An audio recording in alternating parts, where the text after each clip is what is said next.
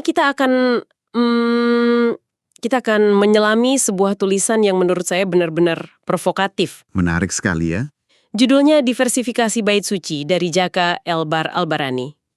Intinya, kita diajak membongkar sebuah gagasan yang mungkin terasa radikal.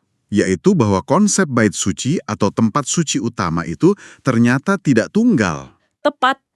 Bisa jadi beragam dan tersebar di mana-mana sepanjang sejarah. Nah, ini kaitannya aneh-aneh loh. Aneh-aneh gimana? Coba Anda bayangkan ya, ada satu benang merah yang menghubungkan penafsiran satu kata dalam Al-Quran, terus persaingan gunung suci di zaman Yesus, Oke. lanjut ke intrik politik di Yerusalem, sampai ke ritual haji di Gunung Sumeru, dan bawa Karaeng di Indonesia. Wah, ini lompatannya jauh sekali ya. Jauh banget. Dan hari ini kita akan coba susuri jejak yang mengejutkan itu. Oke, kita langsung mulai saja ya. Titik berangkatnya Al-Barani ini sebenarnya cuma dari satu ayat Al-Quran. Surat Ali Imran ayat 96.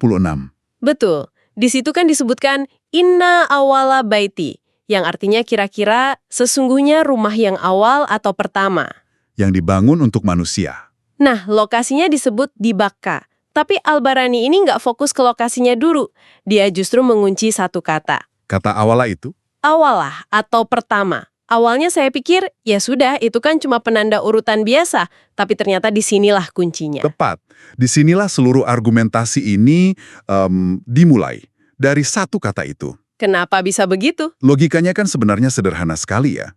Kalau kita bilang ada rumah pertama, itu otomatis menyiratkan adanya Kemungkinan ada rumah kedua, ketiga, dan seterusnya. buat apa disebut pertama. Cukup sebut satu-satunya rumah suci gitu ya. Betul. Kata pertama ini justru seolah membuka sebuah pintu, sebuah kemungkinan bahwa konsep rumah suci itu tidak monolitik. Masuk akal. Jadi kata pertama itu bukan cuma penanda sejarah, tapi juga penanda kategori. Bisa dibilang begitu. Seperti bilang, ini mobil pertama saya, yang berarti ada kemungkinan saya punya mobil kedua.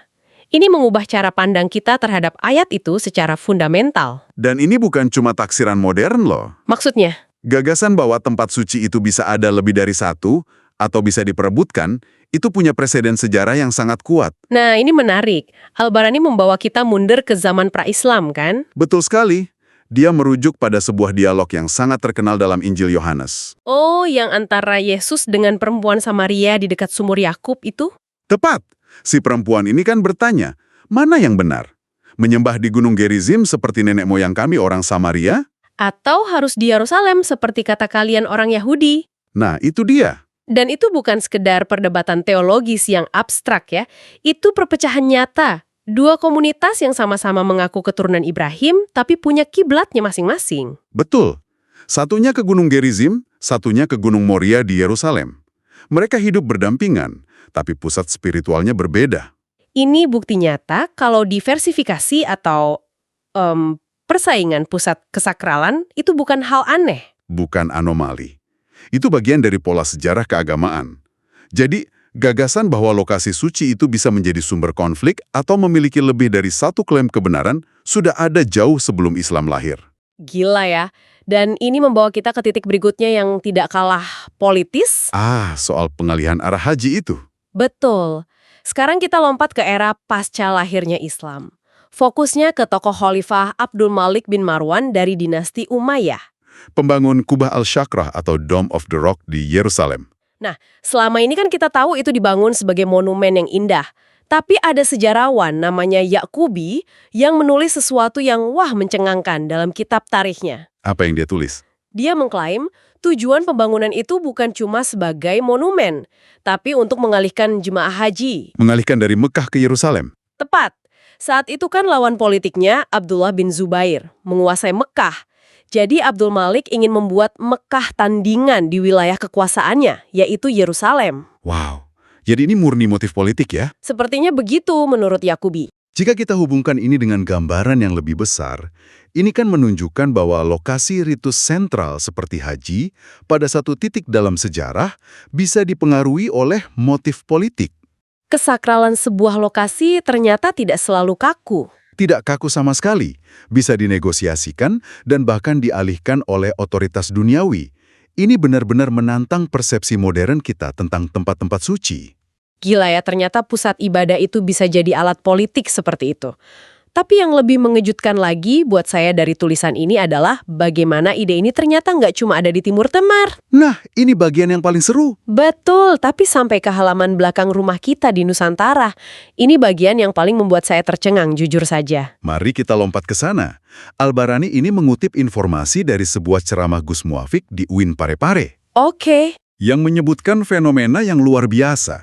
Disebutkan bahwa pada zaman dahulu, orang-orang di Jawa itu tidak berhaji ke Mekah, lalu kemana? melainkan ke puncak Gunung Sumeru. Tunggu, haji di Gunung Sumeru. Ini serius.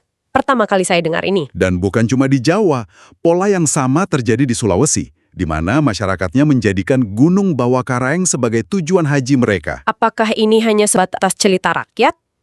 Atau ada jejak yang lebih konkret? Karena ini klaim yang sangat besar loh. Nah, ini poin pentingnya. Al-Barani mengutip Gus Muafik tidak hanya melempar klaim, ada beberapa detail pendukung. Seperti apa? Pertama, di kedua lokasi gunung tersebut, konon ditemukan bangunan yang oleh masyarakat lokal disebut masjid. Masjid di puncak gunung? Betul, yang menandakan adanya fungsi ritual keagamaan Islam di sana, bukan sekedar tempat suci pra-Islam. Oke, itu satu. Ada lagi. Ada, khusus untuk kasus di Sulawesi informasinya bahkan lebih kuat. Praktek haji di Gunung Bawakaraeng ini dihubungkan dengan kehadiran seorang tokoh penyebar Islam di abad ke-15. Siapa? Namanya Datu Ribandang. Datu Ribandang. Oke, itu nama besar dalam sejarah Islamisasi di Sulawesi Selatan. Tepat. Jadi ada kerangka waktu historisnya, sekitar abad ke-15. Ini bukan lagi mitos tanpa penada waktu. Ini menempatkan praktek tersebut dalam sebuah periode sejarah yang jelas. Betul. Kehadiran tokoh sejarah ini menjadi semacam jangkar yang membuat cerita ini lebih dari sekedar legenda. Ini menunjukkan bahwa pada suatu masa, komunitas Muslim awal di Nusantara mungkin telah melakukan apa yang bisa kita sebut sebagai Lokalisasi haji. tepat sekali, lokalisasi haji. Mereka menangkap esensi dari ziarah agung, sebuah perjalanan menuju titik sakral, tapi mengadaptasinya ke dalam geografi dan kosmologi mereka sendiri. Masuk akal. Puncak gunung kan dalam banyak tradisi Nusantara sudah dianggap sebagai tempat yang sakral ya. Tempat yang dekat dengan yang ilahi. Persis. Jadi alih-alih melihat ini sebagai penyimpangan, mungkin lebih tepat melihatnya sebagai bentuk kreativitas spiritual. Bisa dibilang begitu. Coba kita bayangkan sejenak jadi orang Jawa atau Bugis di abad ke-15. Pergi ke Mekah itu perjalanan yang mungkin memakan waktu bertahun-tahun, penuh bahaya, dan hampir mustahil bagi kebanyakan orang. Sangat sulit. Jadi punya Mekah versi lokal di puncak Sumeru atau Bawakaraeng itu jadi sangat masuk akal ya. Itu cara mereka untuk tetap terhubung dengan ritual inti agamanya. Persis. Ini adalah contoh luar biasa dari dialog antara ajaran agama yang universal dengan kearifan lokal. Agama tidak datang ke ruang hampa. Ia berinteraksi. Ia berinteraksi dengan budaya, geografi, dan kebutuhan komunitas yang ada. Fenomena haji gunung di Nusantara ini, jika benar, adalah bukti paling kuat dari gagasan diversifikasi bait suci itu. Luar biasa, setelah berkeliling dari Timur Tengah ke puncak-puncak gunung di Indonesia, mari kita kembali ke pertanyaan awal yang paling fundamental. Di mana sebenarnya lokasi Baka? Tepat, di mana lokasi Baka yang disebut sebagai bait suci pertama itu? Disinilah tulisan ini menyajikan sebuah perdebatan yang sangat menarik. Ada dua kubu utama. Benar, kubu pertama bisa kita sebut sebagai kubu arkeologis ya. Oke. Ini dimotori oleh beberapa peneliti barat seperti Don Gibson dan Robert G. Hoyland. Mereka melakukan riset yang sangat mendetail. Riset apa yang mereka lakukan? Terutama dengan menganalisis arah kiblat dari masjid-masjid paling kuno yang pernah ditemukan. Hasilnya, kah seperti yang kita kenal sekarang? Tunggu, tidak ke Mekah. Lalu kemana? Arahnya justru menuju ke sebuah kota kuno yang hilang di tengah gurun. Di mana itu? Petra, yang sekarang masuk wilayah Yordania.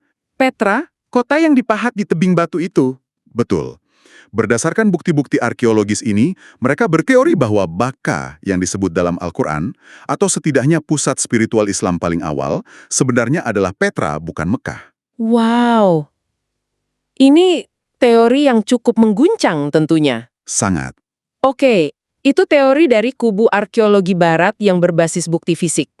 Lalu, Al-Barani mengajukan sebuah hipotesis tandingan yang terus terang jauh lebih liar dan tidak terduga. Sangat tidak terduga. Setelah memaparkan teori Petra, Jaka Al-Albarani kemudian melakukan manuver intelektual yang sangat berani. Gimana itu? Ia mengajak para peneliti untuk mempertimbangkan kemungkinan lain yang sama sekali di luar radar. Apa itu? Jazirah Selatan Sulawesi di Indonesia. Sebentar, Sulawesi. Ini lompatannya jauh sekali. Dari Petra di Yordania tiba-tiba ke Sulawesi. Kedengarannya seperti cocok logi atau spekulasi tanpa dasar. Nah, dia sadar betul ini terdengar radikal. Makanya dia mengajukannya dengan hati-hati, lengkap dengan 2 pijakan argumen. Oke, apa saja argumennya? Pertama, adalah bukti toponimi, yaitu ilmu tentang nama tempat. Oke. Ternyata, di wilayah selatan Sulawesi, secara spesifik di Kabupaten Baru, ada sebuah daerah yang secara administratif dan geografis bernama Baka. Namanya persis Baka. Persis, B-A-K-K-A. Kesamaan nama yang identik ini dianggap sebagai petunjuk awal yang patut diselidiki. Oke, kesamaan nama. Itu menarik, tapi bisa jadi cuma kebetulan. Pasti ada yang lebih dari itu.